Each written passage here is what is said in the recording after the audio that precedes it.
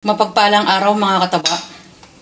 Yan, pasarapin natin yung ating pansit canton. Huwag lang natin basta iluto ng ganito. Maglalagay tayo ng gulay.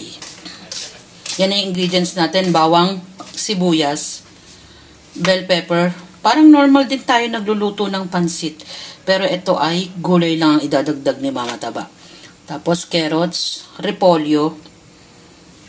Ipang-iibabaw natin yung ating itlog. Salt and pepper lang ang nilagay ko dito. Yan. Tapos dito, ito ang kapartner niyan mga kataba. Oh. Para hindi malungkot yung ating pansit canton. Dynamite naman to. No, hindi ko na pinakita to. No, kasi meron akong separate na recipe nito. Pero ito ay dynamite na may kasamang giniling with cheese. Ipa-fry ko lang yan. Yan ang ating pamares. Kalat natin yung ating egg kasi i-roll ko yan mamaya. So, ganun lang. Balikan natin. Dito sa pinagprituhan natin, dito na rin tayo magigisa. Bawang sibuyas. Ito yung ating Shanghai dynamite na Shanghai. Tapos dito, yan, ilalagay ko na sabay-sabay yung ating gulay. Maliliit lang naman ang hiwa nito.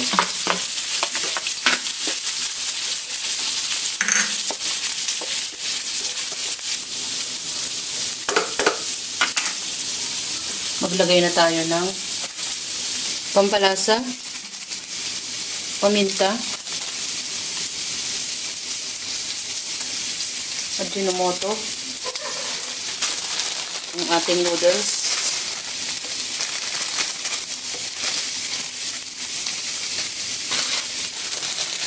noodles,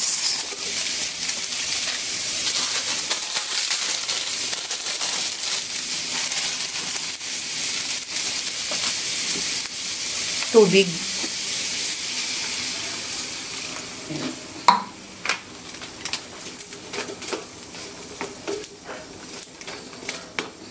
Pabayaan muna natin ma-absorb yung tubig bago natin ilagay yung mga seasoning ng ating canton.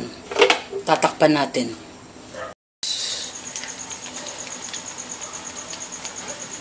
Sairin ko yan mamaya. At iba pa nating seasoning. Yan. Ito yung pinakalaman ng ating pansit canton.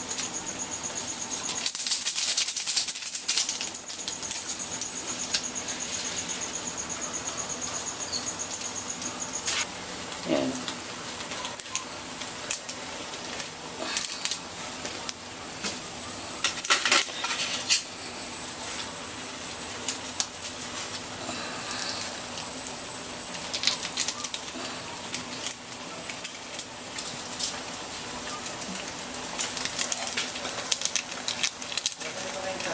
Haluin natin. Check nyo na lang kung malabsak yung ating canton. Malalaman nyo naman pag sobrang luto na o hindi pa. Yun lang naman yung ano natin. Mas maganda kasi yung hindi malabsak yung canton. Yung gulay tama lang. Kaya magdagdag na lang tayo ng konting tubig pag yung medyo alanganin pa yung luto ng canton. Ayan, halos paluto na yan. Yun namang pansit canton, hindi natin basta niluto lang galing sa ating pakete. Nilagyan natin ng gulay at iginisa. Pinanggisa ko lang naman dyan yung kanyang ding mga ingredients. Kasama na rin yung oyster sauce. At ipinang-ibabaw ko yung konting itlog. Yan, di ba? Meron naman din siyang kapartner na dynamite na Shanghai. Yan yung ating pinaka-dish na mga kataba.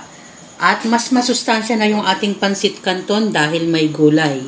Enjoy, kumain, at maging masaya. Salamat sa panonood! At bye! Ingat mga kataba!